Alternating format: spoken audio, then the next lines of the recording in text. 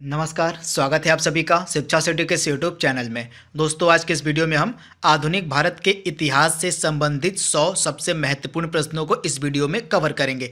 यह जो दोस्तों हमारे प्रश्न होंगे आधुनिक भारत के इतिहास के, ये सभी प्रकार के जितने भी एक दिवसीय एग्जाम है, जैसे आपका एसएससी का एग्जाम हो गया, उसके बाद रेलवे का एग्जाम, उसके बाद पुलिस का, उसके बाद यूपी ट्रिपल एससी के द्वारा जितने भी एग्जाम कंडक्ट करवाए जाते हैं, उसके बाद लेखपाल के अलावा जितने भी स्टेट पीसीएस के एग्जाम होते हैं, उन सभी परीक्षाओं के लिए ये हमारा जो 100 महत्वपूर्ण प्रश्नों का सीरीज है काफ़ी हेल्पफुल है। तो इस वीडियो का बिल्कुल ध्यान से देखिएगा। इससे पहले हमने 3 वीडियो अपलोड किया हुआ है जो कि हमारे 100 सबसे महत्वपूर्ण प्रश्नों की सीरीज पर आधारित है। पहला वीडियो हमारा था इंडियन पॉलिटी का, उसके बाद हमने प्राचीन भारत के इतिहास से संबंधित वीडियो अपलोड किया था, उसके बाद हमने मध्यकालीन भारत के इतिहास से संबंधित भी वीडियो अपलोड किया हुआ है। तो अगर आपने ये तीनों वीडियो नहीं देखा है तो इन वीडियो को आप देख लीजिएगा। ये वीडियो आपके सभी प्रकार के जितने भी एग्जाम हैं उनके लिए काफ़ी हेल्पफुल हो सकते हैं। तो ये वीडियो को स्टार्ट करते हैं और देख लेते हैं कि आज का हमारा जो वीडियो है आधुनिक भारत के इतिहास का, इसमें हमने कौन कौन से महत्वपूर्ण 100 प्रश्नों को सम्मिलित किया हुआ है। तो ये वीडियो को स्टार्ट करते हैं। पहला हमारा प्रश्न है, बंगाल में अस्थाई बंदोबस्त पद्धति को किसने लागू किया था? तो बंगाल में जो अस्थाई बंदोबस्त पद्धति थी यह लागू की गई थी लॉर्ड कॉर्नवालिस के द्वारा वर्ष 1793 ईस्वी में। तो आपको डेट याद रखनी है और इनका नाम आपको याद रखना है। लॉर्ड कॉर्नवालिस के द्वारा 1793 ईस्वी में बंगाल में अस्थाई बंदोबस्त पद्धति को लागू किया गया था। अगला महत्वपूर्ण प्रश्न हमारा है, पाकिस्तान के प्रथम प्रधानमंत्री कौन थे? तो पाकिस्तान के प्रथम प्रधानमंत्री बने थे लियाकत अली। तो आप याद देखिएगा, लियाकत अली पाकिस्तान के प्रथम प्रधानमंत्री बने थे। अगला इंपॉर्टेंट प्रश्न हमारा है, प्लासी का युद्ध कब हुआ था? तो प्लासी का जो युद्ध हुआ था 23 जून 1757 को, जो बंगाल का नवाब था सिराजुद्दौला और अंग्रेज सेनापति रॉबर्ट क्लाइव के बीच। आप याद देखिएगा, 23 जून 1757 को प्लासी का युद्ध लड़ा गया था सिराजुद्दौला और अंग्रेजों के मध्य, तथा उस समय अंग्रेजी सेना की जो कमान संभाली थी वो संभाली थी रॉबर्ट क्लाइव ने। तो आपको याद रखना है, बंगाल के नवाब सिराजुद्दौला और अंग्रेजों के मध्य प्लासी का युद्ध लड़ा गया था 23 जून 1757 को, तथा अंग्रेजी सेना की जो कमान थी वो संभाली गई थी रॉबर्ट क्लाइव के द्वारा। तो आप याद रखिएगा। अगला इंपॉर्टेंट प्रश्न हमारा है, बिहार में 1857 के क्रांति का नेतृत्व किसने किया था? तो बिहार में 1857 की क्रांति का नेतृत्व किया गया था वीर कुंवर सिंह के द्वारा। तो आप याद देखिएगा, वीर कुंवर सिंह के द्वारा 1857 की क्रांति का नेतृत्व किया गया था बिहार के जगदीशपुर से। तो आप याद देखिएगा, बिहार के जगदीशपुर नामक स्थान से वीर कुंवर सिंह ने 1857 की क्रांति का नेतृत्व किया था। तो आप याद देखिएगा। अगला प्रश्न हमारा है, चंद्रनगर की बस्ती फ्रांसीसियों को किसने भेंट की थी? तो चंद्रनगर की जो बस्ती थी यह फ्रांसीसियों को भेंट की थी शाइस्ता खान ने। तो आप याद देखिएगा, शाइस्ता खान ने चंद्रनगर की बस्ती को फ्रांसीसियों को भेंट किया था। तो आप याद देखिएगा, शाइस्ता खान इसका राइट आंसर है। अगला हमारा इंपॉर्टेंट प्रश्न है, जॉर्ज पंचम के आगमन के समय भारत का वायसराय कौन था?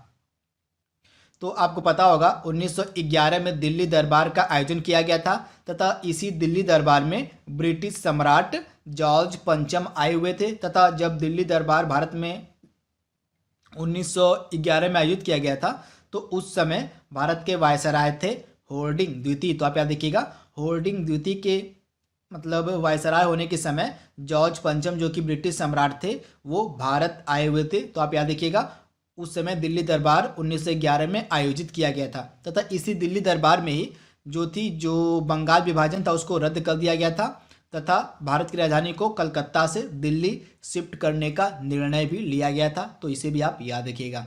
अगला इंपॉर्टेंट प्रश्न हमारा है, भारत में सर्वप्रथम पुर्तगाली वायसराय कौन बनकर आया था? तो भारत में जो पहला पुर्तगाली वायसराय था उसका नाम था फ्रांसिस्को दी अल्मेडा। तो आप याद देखिएगा, 1505 ईस्वी में भारत में पहला पुर्तगाली वायसराय नियुक्त किया गया था जिसका नाम था फ्रांसिस्को दी अल्मेडा।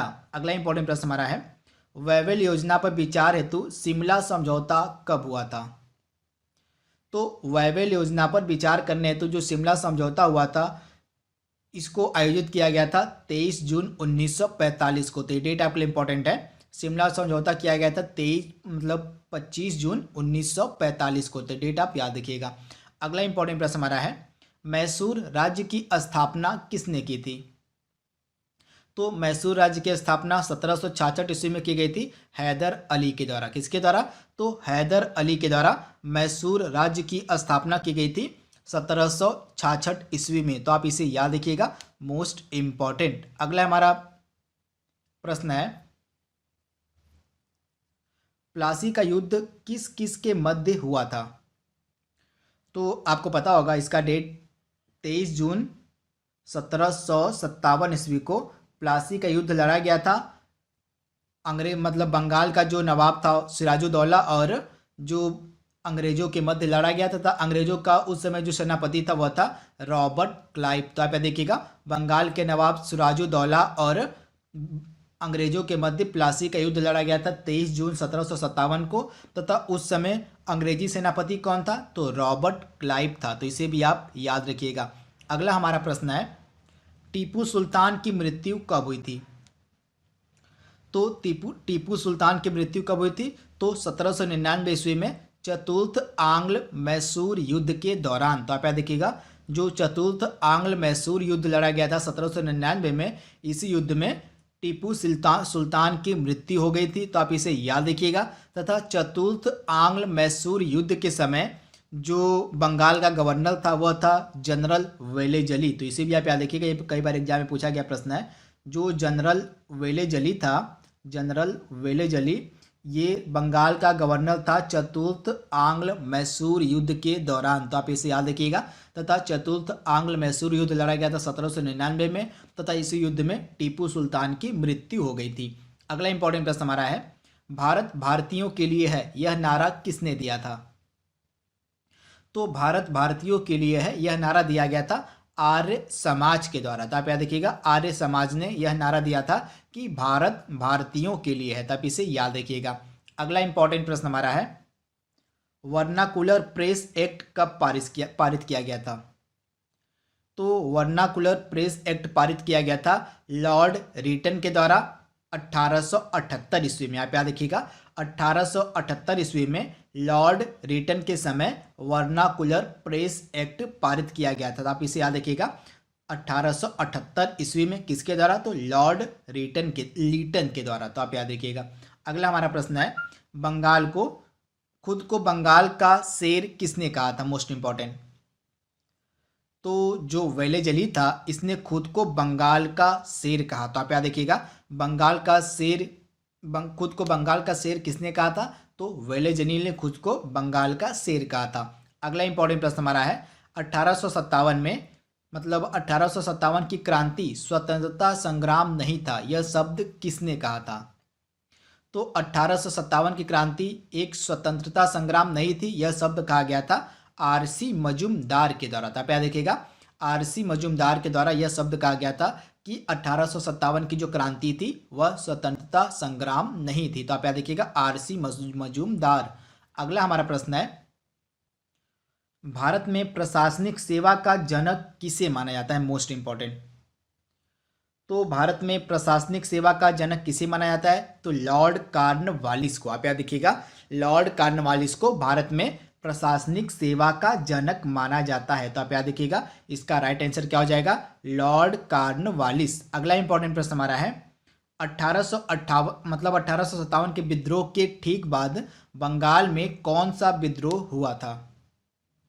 तो 1857 के विद्रोह के ठीक बाद बंगाल में नील विद्रोह हुआ था, तथा यह जो विद्रोह था यह 1859 से 1860 तक चला था। तो आप याद रखिएगा, 1857 के विद्रोह के ठीक बाद बंगाल में नील विद्रोह हुआ था, तथा इसका जो कार्यकाल था, टाइम पीरियड था, वह था 1859 से 1860 के मध्य। तो आप इसे याद रखिएगा। अगला हमारा प्रश्न है, रिपन को भारत के उद्धारक की संधि किसने दी थी? तो लॉर्ड रिपन को भारत के उद्धारक की संधि किसने दी थी? तो फ्लोरेंस नाइटिंगेल ने। किसने? तो फ्लोरेंस नाइटिंगेल ने लॉर्ड रिपन को भारत के उद्धारक की संधि दी थी। तो आप याद रखिएगा, फ्लोरेंस नाइटिंगेल। अगला इंपॉर्टेंट प्रश्न हमारा है, गांधी जी ने किस आंदोलन में करो या मरो का नारा दिया था? तो भारत छोड़ो आंदोलन के दौरान गांधी जी ने करो या मरो का नारा दिया था। आप याद रखिएगा, 9 अगस्त 1942 को भारत छोड़ो आंदोलन की शुरुआत हुई थी। अगला इंपॉर्टेंट प्रश्न हमारा है, मुस्लिम लीग ने मुक्ति दिवस कब मनाया था? तो मुस्लिम लीग के द्वारा 22 दिसंबर वर्ष 1939 को मुक्ति दिवस मनाया गया था। तो आप याद देखिएगा, 22 दिसंबर 1939 ईस्वी को मुस्लिम लीग ने मुक्ति दिवस मनाया था। तो ये डेट आपके लिए सुपर इंपॉर्टेंट है। अगला इंपॉर्टेंट प्रश्न हमारा है, जयपुर शहर का निर्माण किसने करवाया था? तो जयपुर शहर का निर्माण करवाया गया था सवाई राजा जय सिंह के द्वारा। किसके द्वारा? तो सवाई राजा जय सिंह ने जयपुर शहर का निर्माण करवाया था। तो आप इसे याद रखिएगा। अगला हमारा प्रश्न है, भारतीय हरिजन संघ की स्थापना किसने की थी? तो भारतीय हरिजन संघ की स्थापना की गई थी महात्मा गांधी जी के द्वारा। तो आप देखिएगा, महात्मा गांधी ने भारतीय हरिजन संघ की स्थापना की थी। अगला इंपॉर्टेंट प्रश्न हमारा है, बंगाल विभाजन को रद्द एवं राजधानी को कोलकाता से दिल्ली कब और किसने स्थानांतरित किया था? तो आपको मैंने बताया था पिछले स्लाइड में कि वर्ष 1911 में दिल्ली दरबार का आयोजन किया गया था। आप याद रखिएगा, वर्ष 1911 में दिल्ली दरबार का आयोजन किया गया था तथा इसी दिल्ली दरबार में ब्रिटिश सम्राट जेम्स प्रथम आए तथा उन्होंने बंगाल विभाजन को रद्द कर दिया तथा जो भारत की राजधानी थी उसको कलकत्ता से दिल्ली स्थानांतरित करने का निर्णय लिया था। तो आप इसे याद रखिएगा। तथा जब 1911 में ब्रिटिश सम्राट जेम्स प्रथम भारत आए थे तो उस समय जो वायसराय था भारत का वो कौन था? तो हॉर्डिंग द्वितीय। ये भी कई बार एग्जाम पूछा गया प्रश्न है। तो हॉर्डिंग द्वितीय उस समय भारत का वायसराय था जब ब्रिटिश सम्राट जेम्स प्रथम भारत आए थे 1911 में, तथा उसी समय 1911 में ही बंगाल विभाजन को रद्द कर दिया गया तथा राजधानी को कोलकाता से दिल्ली स्थानांतरित करने का निर्णय लिया गया। अगला हमारा प्रश्न है, लखनऊ में 1857 के विद्रोह का नेतृत्व किसने किया था? तो लखनऊ में 1857 के विद्रोह का नेतृत्व किया गया था बेगम हजरत महल के द्वारा। आप याद देखिएगा, बेगम हजरत महल ने लखनऊ में 1857 के विद्रोह का नेतृत्व किया था। अगला हमारा प्रश्न है, संगोला की संधि कब हुई? तो 1750 में। आप याद रखिएगा, मराठा शासक राजाराम द्वितीय और बालाजी बाजी राव के मध्य 1750 ईस्वी में संगोला की संधि की गई थी। तो आप इसे याद रखिएगा, मराठा शासक राजाराम द्वितीय और बालाजी बाजी राव के मध्य 1750 ईस्वी में संगोला की संधि की गई थी।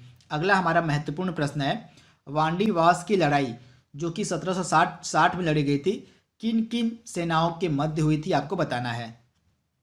तो फ्रांसीसियों और अंग्रेजी सेना के मध्य। आप याद रखिएगा, फ्रांसीसियों और अंग्रेजी सेना के मध्य वांडीवास की लड़ाई 1760 ईस्वी में लड़ी गई थी जिसमें फ्रांसीसियों की हार हुई थी। तो आप इसे याद रखिएगा। अगला हमारा प्रश्न है, सती प्रथा को कब समाप्त किया गया था? तो 1829 ईस्वी में सती प्रथा को समाप्त किया गया था तथा उस समय किसके द्वारा समाप्त किया गया था? तो विलियम बेंटिक के द्वारा। तो आप याद देखिएगा, विलियम बेंटिक के द्वारा 1829 ईस्वी में सती प्रथा को समाप्त कर दिया गया था। तो आप इसे याद रखिएगा। अगला हमारा महत्वपूर्ण प्रश्न है, वॉरेन हेस्टिंग बंगाल का गवर्नर जनरल कब से कब तक रहा था? तो वॉरेन हेस्टिंग बंगाल का गवर्नर जनरल कब से कब तक रहा था? तो 1774 से 1785 ईस्वी तक। आप याद रखिएगा, 1774 से 1785 ईस्वी तक वॉरेन हेस्टिंग जो था यह बंगाल का गवर्नर रहा था। तो आप इसे याद रखिएगा। इसका राइट आंसर है 1774 से 1785 ईस्वी के मध्य।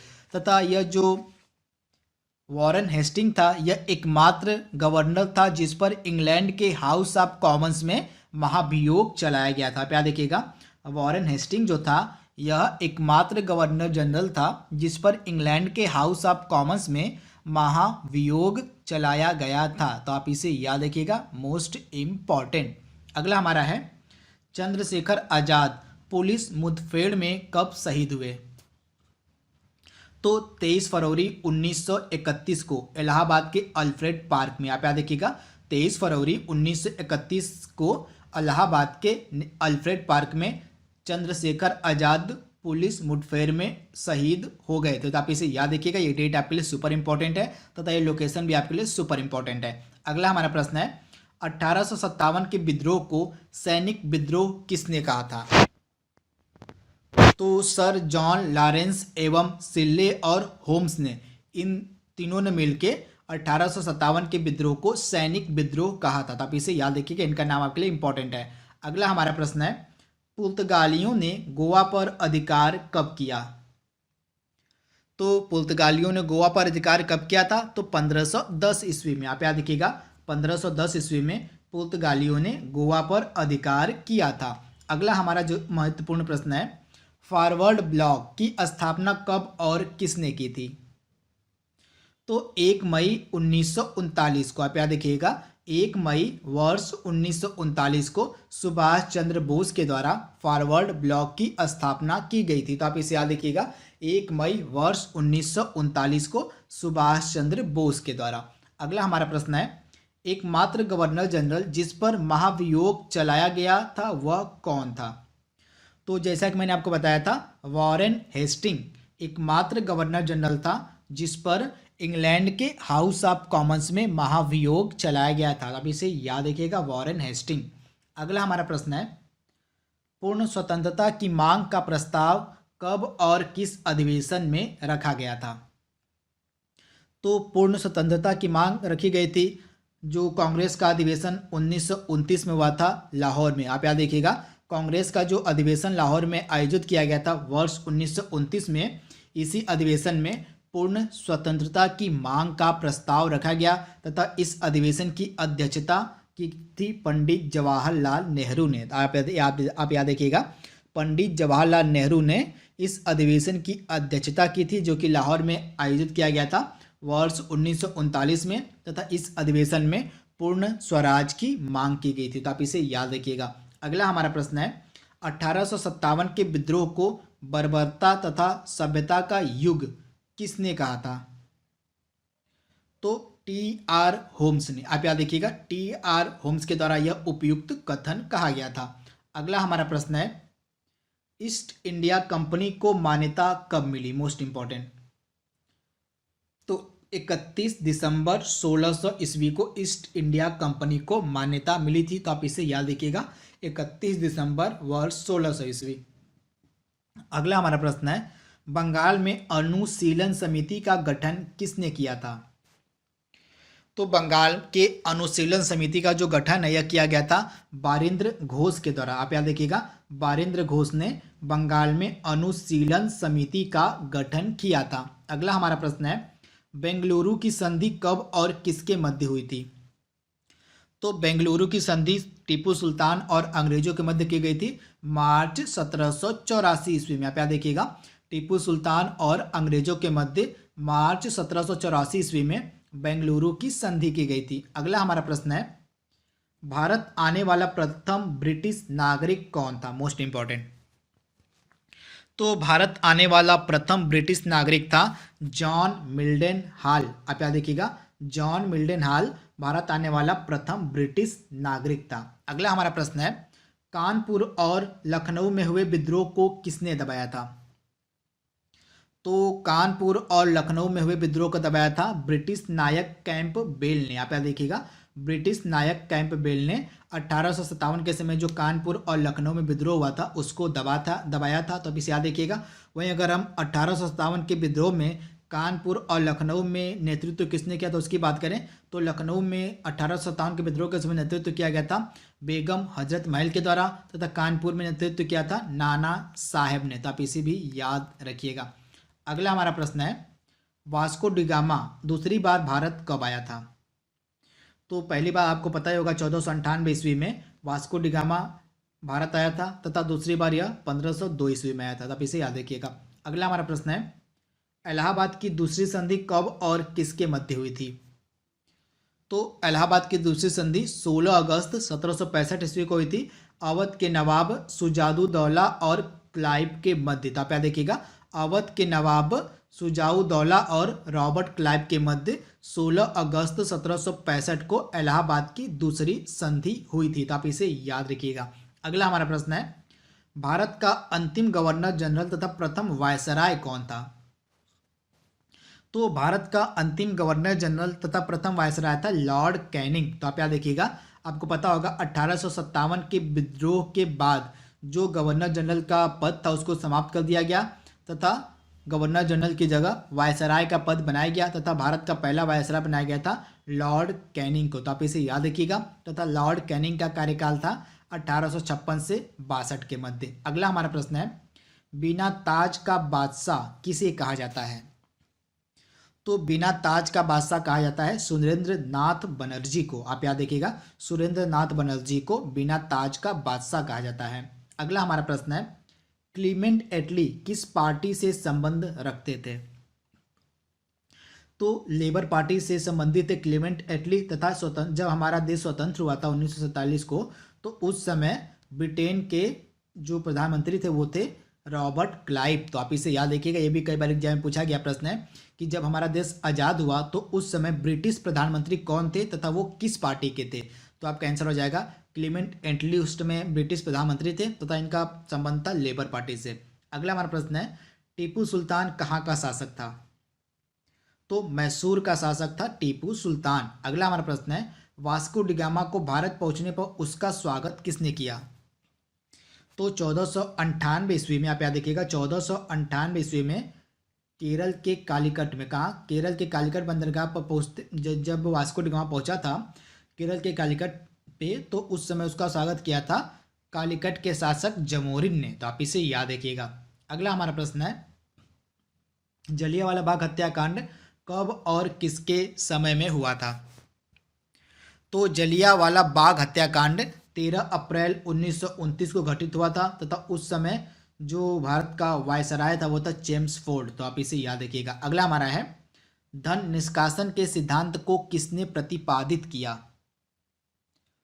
तो धन निष्कासन के सिद्धांत को किसने प्रतिपादित किया था? तो दादा भाई नौरोजी ने। तो आप याद रखिएगा, दादा भाई नौरोजी ने धन निष्कासन के सिद्धांत को प्रतिपादित किया था। तो आप इसे याद रखिएगा, ये कई बार एग्जाम में पूछा गया प्रश्न है।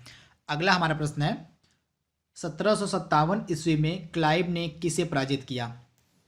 तो आपको पता होगा जो 1757 ईस्वी थी इसमें प्लासी का युद्ध लड़ा गया था तथा प्लासी का युद्ध बंगाल के नवाब सिराजुद्दौला और जो अंग्रेज की सेना थी उनके मध्य लड़ा गया था। तो आप इसे याद देखिएगा तथा अंग्रेजी सेना की जो कमान थी वह रॉबर्ट क्लाइव के पास थी तथा रॉबर्ट क्लाइव ने किसको पराजित किया? तो सिराजुद्दौला को। तो आप इसे याद रखिएगा। अगला हमारा प्रश्न है, ईस्ट इंडिया कंपनी का पहला गवर्नर कौन था? तो टॉमस स्मिथ। आप इसे याद रखिएगा, Thomas Smith east India company का पहला गवर्नर था। अगला हमारा प्रश्न है, चौरी चौरा कांड कब और किस राज्य में हुआ?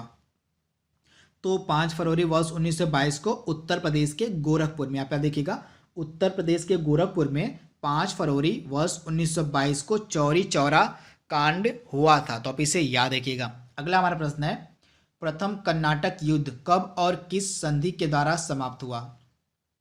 तो 1746 से 1748 ईस्वी के मध्य प्रथम कर्नाटक युद्ध लड़ा गया था तथा एक्स ला सापेल संधि के द्वारा यह युद्ध समाप्त किया गया था। अगला हमारा प्रश्न है, किसके शासन काल में अंग्रेजों ने दिल्ली पर कब्जा किया?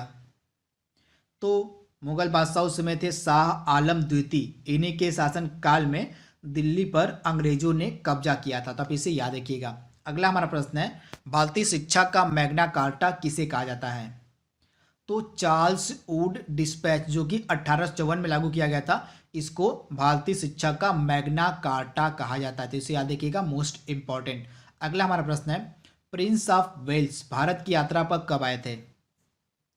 तो प्रिंस ऑफ वेल्स भारत की यात्रा पर आए थे अप्रैल 1921 ईस्वी को। तो आप इसे भी याद रखिएगा। अगला हमारा प्रश्न है, भारत एक राष्ट्र नहीं है 2 राष्ट्र है, यह कथन किसका है? तो यह उपयुक्त कथन कहा गया था मोहम्मद अली जिन्ना के द्वारा। आप याद देखिएगा, मोहम्मद अली जिन्ना के द्वारा यह कथन क्या कहा गया था कि भारत एक राष्ट्र नहीं है, दो राष्ट्र है। अगला हमारा प्रश्न है, इंडियन होम रूल सोसाइटी की स्थापना कब और किसने की थी? तो इस प्रश्न का हमारा राइट आंसर है 1905 ईस्वी में लंदन में श्याम जी कृष्ण वर्मा ने। किसने? तो श्याम जी कृष्ण वर्मा ने 1905 ईस्वी में लंदन में इंडियन होम रूल सोसाइटी की स्थापना की थी। अगला हमारा प्रश्न है, प्रथम गोलमेज सम्मेलन कब और किसके समय में हुआ था? तो प्रथम गोलमेज सम्मेलन 12 नवंबर 1930 को आयोजित किया गया था लॉर्ड इरविन के शासन काल में। तो आप इसे याद रखिएगा। अगला हमारा प्रश्न है, मोपला विद्रोह मालाबार में कब हुआ? तो वर्ष 1921 को। कब? तो वर्ष 1921 को मोपला विद्रोह मालाबार में हुआ था। अगला हमारा प्रश्न है, मुंशी शिवगांव की संधि किस युद्ध के पश्चात हुई? तो मुंशी शिवगांव की जो संधि थी यह पालखेड़ा के युद्ध के बाद हुई थी। तो आप इसे याद रखिएगा, पालखेड़ा के युद्ध के बाद मुंशी शिवगांव की संधि की गई थी। तो आप इसे याद रखिएगा, ये भी कई बार एग्जाम में रिपीटेड प्रश्न है। अगला हमारा प्रश्न है, मुगल दरबार में आने वाला प्रथम अंग्रेज कौन था? तो मुगल दरबार में आने वाला प्रथम अंग्रेज था कैप्टन हॉकिंस। आप याद देखिएगा, कैप्टन हॉकिंस प्रथम अंग्रेज था जो मुगल दरबार में आया था। अगला हमारा प्रश्न है, लक्ष्मीबाई का बचपन का नाम क्या था?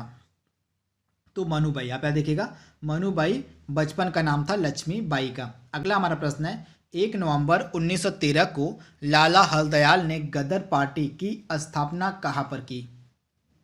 तो अमेरिका के सैन फ्रांसिस्को में। कहाँ? तो अमेरिका के सैन फ्रांसिस्को में 1 नवंबर 1913 को लाला हरदयाल के द्वारा गदर पार्टी की स्थापना की गई थी। तो आप इसे याद रखिएगा।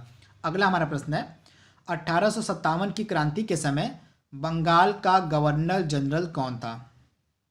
तो लॉर्ड कैनिंग। कौन था? तो लॉर्ड कैनिंग बंगाल का गवर्नर जनरल था 1857 की क्रांति के समय। अगला हमारा प्रश्न है, लखनऊ में 1857 के विद्रोह का नेतृत्व किसने किया था? तो लखनऊ में 1857 के विद्रोह का नेतृत्व किया गया था बेगम हजरत महल के द्वारा। तो आप इसे याद रखिएगा। अगला हमारा प्रश्न है, कोलकाता में ब्लैक होल घटना कब घटित हुई?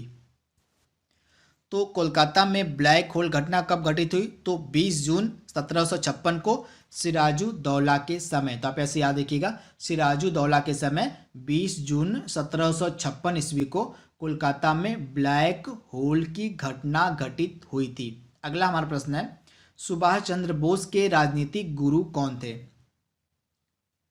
तो सुभाष चंद्र बोस के राजनीतिक गुरु कौन थे? तो देशबंधु चित्तरंजन दास। कौन थे? तो देशबंधु चित्तरंजन दास सुभाष चंद्र बोस के राजनीतिक गुरु थे।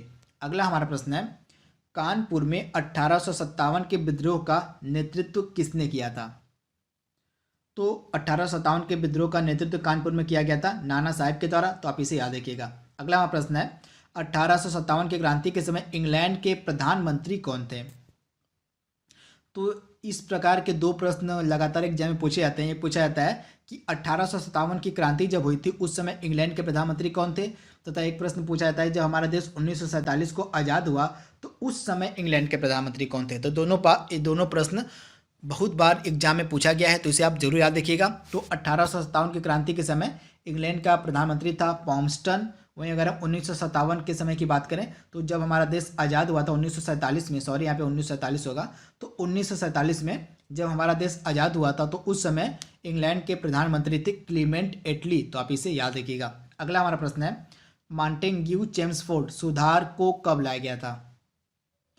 तो मॉन्टेग्यू चेम्सफोर्ड सुधार को लाया गया था वर्ष 1919 ईस्वी में। तो आप इसे याद रखिएगा, वर्ष 1919 ईस्वी में मॉन्टेग्यू चेम्सफोर्ड सुधार को लाया गया था।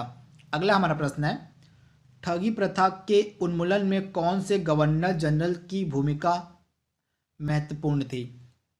तो ठगी प्रथा का उन्मूलन किया गया था विलियम बेंटिक के द्वारा। आप इसे याद रखिएगा।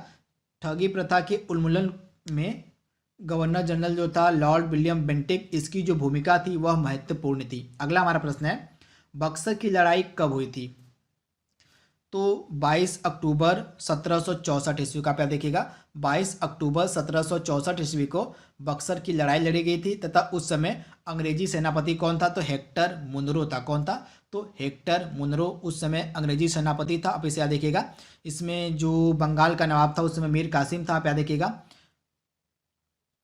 बंगाल के नवाब मीर कासिम, उसके बाद अवध के नवाब शुजाउद्दौला और मतलब मुगल सम्राट शाह आलम द्वितीय, इन तीनों की सेनाओं ने मिलकर युद्ध लड़ा था तो तथा बक्सर का, तथा इसमें अंग्रेजी सेना की विजय हुई थी तथा अंग्रेजी सेना की जो कमान थी वह किसके पास थी? तो हेक्टर मुनरो के पास थी। तो आप इसे याद देखिएगा, बंगाल के नवाब मीर कासिम और अवध के नवाब शुजाउद्दौला और शाह आलम द्वितीय, इन तीनों के द्वारा मिल के यह युद्ध लड़ा गया था, बक्सर का युद्ध, जिसमें अंग्रेजों की विजय हुई थी तथा अंग्रेजी सेनापति उस समय कौन था? तो हेक्टर मुनरो था। तब इसे याद रखिएगा, मोस्ट इंपॉर्टेंट, कई बार एग्जाम में पूछा गया प्रश्न। अगला हमारा प्रश्न है, तीसरा कर्नाटक युद्ध कब और किस संधि के द्वारा समाप्त हुआ? तो तीसरा कर्नाटक युद्ध लड़ा गया था 1756 से लेकर 1763 ईस्वी के मध्य तथा यह पेरिस की संधि के द्वारा 1763 ईस्वी में समाप्त हुआ था। तब इसे याद रखिएगा, तीसरा कर्नाटक युद्ध 1756 ईस्वी से लेकर 1763 ईस्वी के मध्य लड़ा गया था तथा यह पेरिस की संधि के द्वारा 1763 ईस्वी में समाप्त हुआ था। अगला हमारा प्रश्न है, राष्ट्रीय स्वयंसेवक संघ की स्थापना कब और किसके द्वारा की गई? तो नागपुर में वर्ष 1921 में हेड गेवर के द्वारा, किसके द्वारा? तो नागपुर में वर्ष 1921 में हेड गेवर के द्वारा राष्ट्रीय स्वयंसेवक संघ की स्थापना की गई थी। तो आप इसे याद रखिएगा, मोस्ट इंपॉर्टेंट। अगला हमारा प्रश्न है, अपनी राजधानी को मुर्शिदाबाद से मुंगेर किसने स्थानांतरित किया? तो मीर कासिम। किसने? बंगाल का जो नवाब था मीर कासिम, उसने अपनी राजधानी को मुर्शिदाबाद से मुंगेर स्थानांतरित किया था। तो आप इसे याद रखिएगा। अगला हमारा प्रश्न है, भारत में आने वाला प्रथम पुर्तगाली कौन था? तो इसका आंसर सभी को पता होगा, वास्को डिगामा 1498 ईस्वी में आने वाला पहला पुर्तगाली था। अगला हमारा है, बंगाल का विभाजन एवं रेलवे बोर्ड का गठन कब और किसके समय में हुआ था? तो बंगाल का विभाजन और रेलवे बोर्ड का गठन लॉर्ड कर्जन के समय में 1905 ईस्वी में हुआ था। अब इसे याद रखिएगा, लॉर्ड कर्जन के समय 1905 ईस्वी में बंगाल का विभाजन और रेलवे बोर्ड का गठन किया गया था। अगला हमारा प्रश्न है, 1857 की क्रांति को स्वतंत्रता संग्राम की संज्ञा किसने दी थी? तो 1857 की क्रांति को स्वतंत्रता संग्राम की संज्ञा दी गई थी वीडी सावरकर के द्वारा। किसके द्वारा? तो वीडी सावरकर के द्वारा। अगला हमारा प्रश्न है, बंगाल में द्वैध शासन की व्यवस्था किसने की थी? तो बंगाल में द्वैध शासन की व्यवस्था किसने की थी? तो रॉबर्ट क्लाइव ने। आप इसे याद रखिएगा, बंगाल में द्वैध शासन की व्यवस्था रॉबर्ट क्लाइव की द्वारा की गई थी तथा यह 2 टाइम पीरियड में बंगाल का गवर्नर था। एक इसका टाइम पीरियड था 1757 से लेकर 1760 के बीच, उसके बाद 1765 से 1767 तक यह बंगाल का गवर्नर था। इसी के समय जो था प्लासी का युद्ध लड़ा गया था 1757 ईस्वी में। आप इसे याद रखिएगा। तथा जब 1764 में बक्सर का युद्ध समाप्त हुआ तो बक्सर के युद्ध के समाप्त होने के बाद यह पुनर्गवर्नर बना था बंगाल का 1765 में। तो आप इसे याद रखिएगा। अगला हमारा प्रश्न है, बक्सर का युद्ध कब हुआ था? तो 22 अक्टूबर 1764 ईस्वी में। आप याद देखिएगा, 22 अक्टूबर 1764 ईस्वी को बक्सर का युद्ध लड़ा गया था जिसमें अंग्रेजों की जीत हुई थी तथा उस समय अंग्रेजी सेनापति था हेक्टर मुनरो। कौन था? हेक्टर मुनरो इस समय अंग्रेजी सेनापति था जब बक्सर का युद्ध लड़ा गया था। अगला हमारा प्रश्न है, पांडिचेरी की स्थापना किसने की थी? तो फ्रांसिस मार्टिन ने 1674 ईस्वी में पांडिचेरी की स्थापना की थी। अगला हमारा इंपॉर्टेंट प्रश्न है, डुप्ले के बाद पांडिचेरी का गवर्नर कौन बना? तो डुप्ले के बाद पांडिचेरी का गवर्नर कौन बना था? तो गोडेहू। कौन बना था? तो गोडेहू डुप्ले के बाद पांडिचेरी का गवर्नर जनरल बना था। अगला हमारा प्रश्न है, 1510 ईस्वी में गोवा को किसने जीता था? तो अल्बुकर्क ने। किसने? तो अल्बुकर्क ने 1510 ईस्वी में गोवा को जीता था बीजापुर के यूसुफ आदिल शाह से। आप यहाँ देखिएगा, बीजापुर के यूसुफ आदिल शाह से अल्बुकर्क ने गोवा को जीत लिया था 1510 ईस्वी में। अगला हमारा प्रश्न है, कैबिनेट मिशन भारत कब आया था? तो इस प्रश्न का हमारा राइट आंसर क्या हो जाएगा? कैबिनेट मिशन भारत कब आया था? तो 24 मार्च 1946 ईस्वी को। कब? तो 24 मार्च 1946 ईस्वी को जो कैबिनेट मिशन था यह भारत आया था। तो आप इसे याद रखिएगा, मोस्ट इंपॉर्टेंट है, कई बार एग्जाम पूछा गया प्रश्न है कि कैबिनेट मिशन भारत कब आया था? तो 24 मार्च 1946 को कैबिनेट मिशन भारत आया था तथा इस कैबिनेट मिशन में 3 सदस्य थे। कौन कौन? पैथिक लॉरेंस, स्टेफोर्ड क्रिप्स और एवी अलेक्जेंडर। इन तीनों के नाम आपके लिए इंपॉर्टेंट है। कैबिनेट मिशन में 3 सदस्य थे। कौन कौन थे? मैं आपको नाम बता रहा हूँ। पहले थे पैथिक लॉरेंस, दूसरे हो गए आपके स्टेफोर्ड क्रिप्स और तीसरे हो गए एवी अलेक्जेंडर। तो ये 3 सदस्य थे कैबिनेट मिशन के तथा यह जो कैबिनेट मिशन था यह 24 मार्च 1946 को भारत आया था। अगला हमारा प्रश्न है, कोलकाता में एक उच्च न्यायालय की स्थापना किस एक्ट के तहत की गई? तो 1773 का जो रेगुलेटिंग एक्ट था इसके तहत कोलकाता में एक उच्च न्यायालय की स्थापना की गई थी 1774 ईस्वी में। आप यहाँ देखिएगा, रेगुलेटिंग एक्ट जो 1773 का था इसके तहत कोलकाता में एक उच्च न्यायालय की स्थापना की गई थी 1774 में। आप इसे याद रखिएगा। अगला हमारा प्रश्न है, कलकत्ता का प्रथम शासक कौन था? मतलब कलकत्ता का जो फोर्ट विलियम था किला, इसका प्रथम शासक कौन था? तो चार्ल्स आयर। आप याद रखिएगा, चार्ल्स आयर। अगला हमारा प्रश्न है, नेताजी सुभाष चंद्र बोस का जन्म कब और कहाँ हुआ था? तो नेताजी सुभाष चंद्र बोस का जन्म 23 जनवरी 1897 को उड़ीसा के कटक में। कहा? तो 23 जनवरी 1897 को उड़ीसा के कटक में नेताजी सुभाष चंद्र बोस का जन्म हुआ था। तब इसे याद रखिएगा। अगला हमारा प्रश्न है, वाडियार किसके शासक थे? तो वाडियार जो थे ये मैसूर रियासत के शासक थे। आप याद रखिएगा, मैसूर रियासत के शासक थे वाडियार। अगला हमारा प्रश्न है, गणपति उत्सव और शिवाजी उत्सव ये दोनों उत्सव किसके द्वारा प्रारंभ किया गया था? तो गणपति उत्सव और शिवाजी उत्सव इन दोनों को प्रारंभ किया गया था बाल गंगाधर तिलक के द्वारा। किसके द्वारा? बाल गंगाधर तिलक के द्वारा गणपति उत्सव और शिवाजी उत्सव की शुरुआत की गई थी। अगला हमारा प्रश्न है, तात्या टोपे का वास्तविक नाम क्या था? तो तात्या टोपे का वास्तविक नाम था रामचंद्र पांडुरंग। क्या नाम था? तो तात्या टोपे का वास्तविक नाम था रामचंद्र पांडुरंग। अगला हमारा प्रश्न है, भारत का बिस्मार्क किसे कहा जाता है? तो भारत का बिस्मार्क कहा जाता है सरदार वल्लभ भाई पटेल को। तो आप इसे याद रखिएगा, मोस्ट इंपॉर्टेंट। इनको भारत का बिस्मार्क क्यों कहा जाता है? तो आपको पता होगा, ये जो बिस्मार्क थे इन्होंने जर्मनी का एकीकरण किया था। आप याद देखिएगा, जर्मनी का एकीकरण यानी जर्मनी जो छोटे छोटे हिस्सों में बटा हुआ था उसको पूरी तरह से एक किया गया था, मिलाया गया था बिस्मार्क के द्वारा। तो इसी कारण मतलब जर्मनी को एक करने का जो कार्य था, साहस था, वो बिस्मार्क के द्वारा किया गया था। तो इसी बिस्मार्क की नीति पर चल के सरदार वल्लभ भाई पटेल ने भारत को एक किया था। भारत में जितनी भी रियासतें थी उन सभी रियासतों को मिलाकर भारत में किया था सरदार वल्लभ भाई पटेल ने। इसी कारण से भारत का बिस्मार्क सरदार वल्लभ भाई पटेल को कहा जाता है। तो इसे आप याद रखिएगा। अगला हमारा प्रश्न है, वैदिक आर्य किस देवता की पूजा नहीं करते थे? तो वैदिक आर्य किस देवता की पूजा नहीं करते थे? तो पशुपति की। किसकी?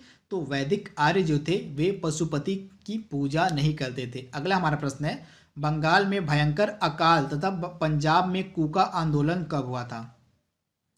तो बंगाल में भयंकर अकाल और पंजाब में जो कूका आंदोलन था यह 1872 से 76 के मध्य हुआ था तथा नॉर्थ ब्रुक के समय। किसके समय? तो नॉर्थ ब्रुक के समय। अगला हमारा है, पांडिचेरी का गवर्नर जनरल बनने से पूर्व डुप्ले को कहाँ का गवर्नर नियुक्त किया गया था?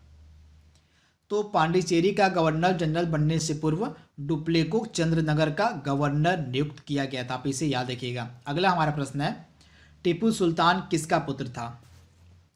तो टीपू सुल्तान हैदर अली का पुत्र था। किसका पुत्र था? तो हैदर अली का पुत्र था, बेटा था टीपू सुल्तान। अगला हमारा प्रश्न है, सहायक संधि का जन्मदाता किसे माना जाता है?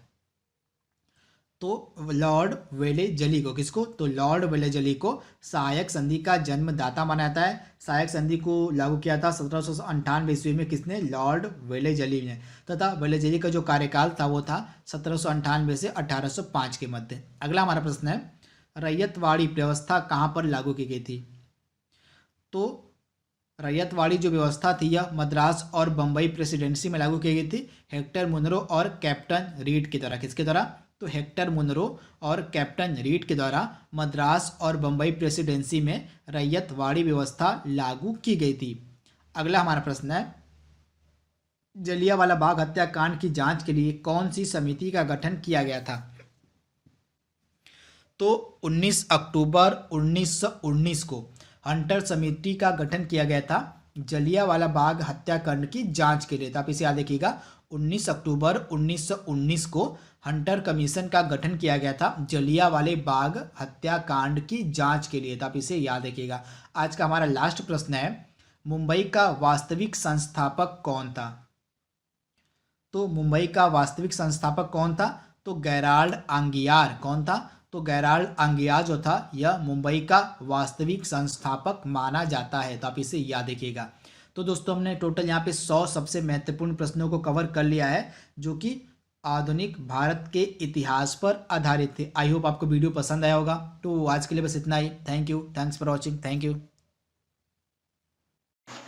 हेलो फ्रेंड्स, मेरा नाम रमेश यादव और मैं आपसे ये कहना चाहूँगा कि अगर अभी तक आप लोगों ने अभी अनअकैडमी एप्लीकेशन इंस्टॉल नहीं किया है तो इंस्टॉल कर लीजिए, जहाँ पे मेरी फ्री क्लासेस भी चलती हैं, जहाँ पे मेरी पेड क्लासेस भी चलती है। तो फ्री क्लासेस भी आप रेगुलर दे सकते हैं एवरीडे। एसएससी में, रेलवे में, जितने भी आपके अपकमिंग एग्जामिनेशन आ रहे हैं, सारे सेक्शंस के लिए मैं आपको फ्री क्लासेस वहाँ पे प्रोवाइड करा रहा हूँ। करना सिर्फ इतना है आपको कि अनअकैडमी का एप्लीकेशन इंस्टॉल करना है और वहाँ पे आपको कोड टाइप करना है विमरीस @14। विमरीस मेरा नाम है, @ जो है स्पेशल कैरेक्टर हो जाएगा और 14 डिजिट हो जाएगा, जिससे आप फ्री क्लास है जो बिल्कुल फ्री है, बिना किसी पैसे लगाए जो वीडियोस में देंगे वो आप जाकर के वहाँ पे देख सकते हैं बिल्कुल फ्री अनअकैडमी के एप्लीकेशन पे। उसके बाद दोस्तों, अगर ये वीडियो आपको अच्छी लग रही है, जो वीडियो प्रेजेंट करी जा रही है आपको शिक्षा सिटी पे, तो वीडियोस को लाइक करिए, चैनल को ज़्यादा से ज़्यादा शेयर करिए, चैनल को ज़्यादा से ज़्यादा सब्सक्राइब करिए।